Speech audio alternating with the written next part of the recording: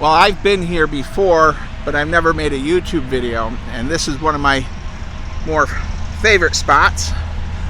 And as you see, it's just woods, right? Well, let's see what happens when we walk around the corner of the woods. It is a long tom, as I would call them. We have one large cannon. It's a big artillery piece.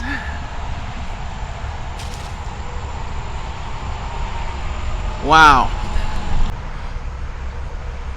Well, here we have the long tom artillery piece, as I call it, the 8-inch howitzer M1. Very cool.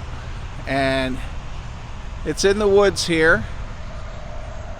And I just think it's really neat how they have it here. It can fire at a target 6 miles away.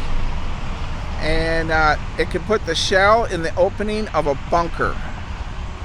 Amazing. So, and I think it's really fitting how they have it in this little grove of trees.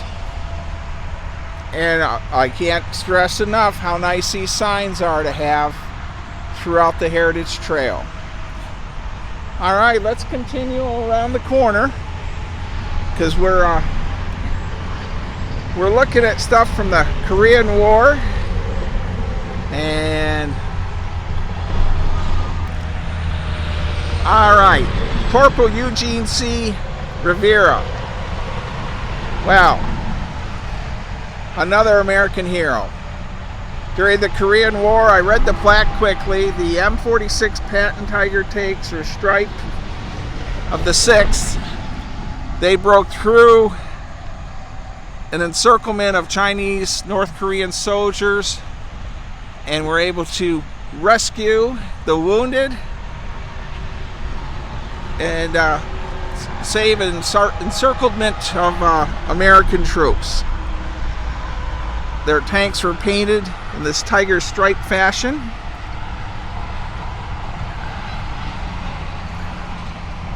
Very cool. And you'll notice as we progress, our tanks get bigger and bigger as the wars keep going. So there's a view of our tank.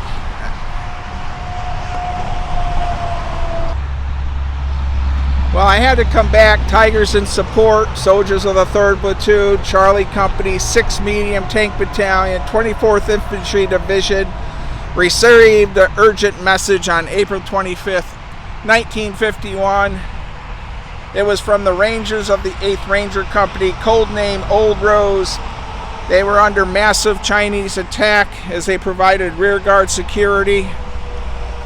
The tanks were sent in, and desperate fight around Hill 628.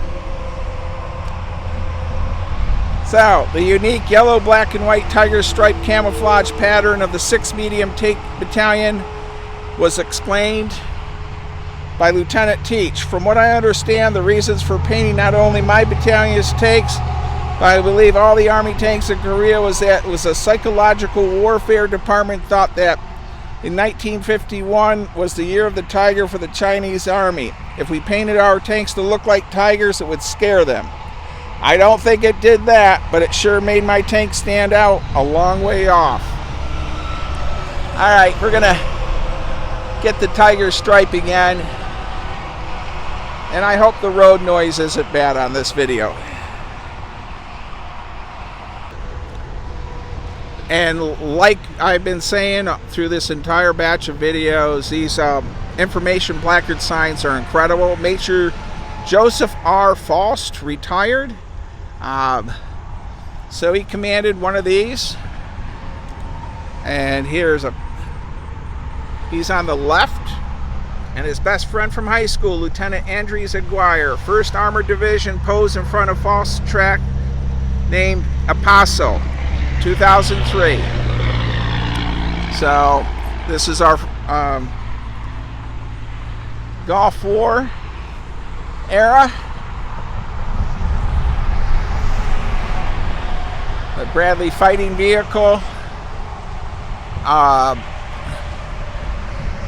Those little mini tubes are smoke dischargers, I believe. Very fast vehicle.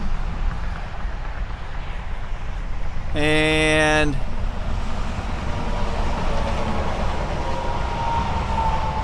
there's the rear hatch.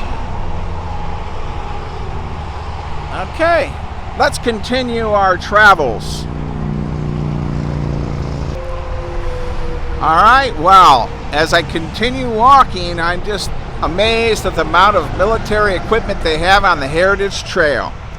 So here we have the AH-1G Cobra, or Snake helicopter, filled with the Army's need for fast armed escort attack copter. So it has a plethora of weapons, and we'll just walk around it. So we have rocket tubes. We have a Gatling gun down here in a rotating turret. And I'm sorry, but as you know, I'm a jack of all trades and a master of none. I'm going to say that is some kind of a 37 millimeter cannon or 40 millimeter cannon. And I need you guys to leave comments. I just do the best I can. Two-man crew. So having one of these coming in to give you air support would be a very happy sight indeed. All right, I have to keep moving for time reasons, and we're going to go check out this tank. Well, here we have an M60 Patton tank, named after General Patton, of course. And there's one of these in East Berlin, Abbottstown area, at their VFW, and I did a video on that one.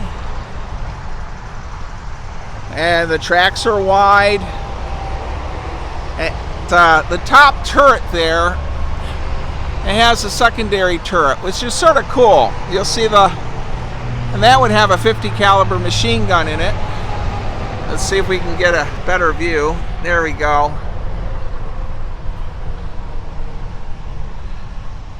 So,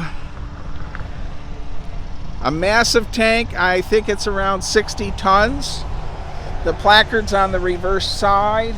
I couldn't hit that with the video due to the sun. But, all right, let's see what we have for weight. So it has a heavy machine gun, a 105 millimeter main gun. It can go 30 miles per hour, 300 mile range. Crew of 4. Weight 107,000 pounds.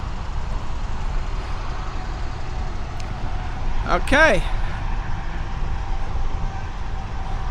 Let's go check out our next vehicle.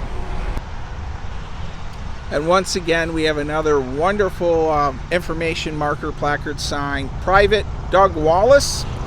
He was driver of an ambulance PV2 evacuation platoon. He remained in service. So Doug Wallace remained in service as active duty combat medic for over 30 years, with deployments to Iraq, Afghanistan, the War on Terror. He retired from the Army Sergeant Major June 2022, saving lives. These information placards are wonderful, and an honor and tribute to our men and women that have served. Just fantastic. All right.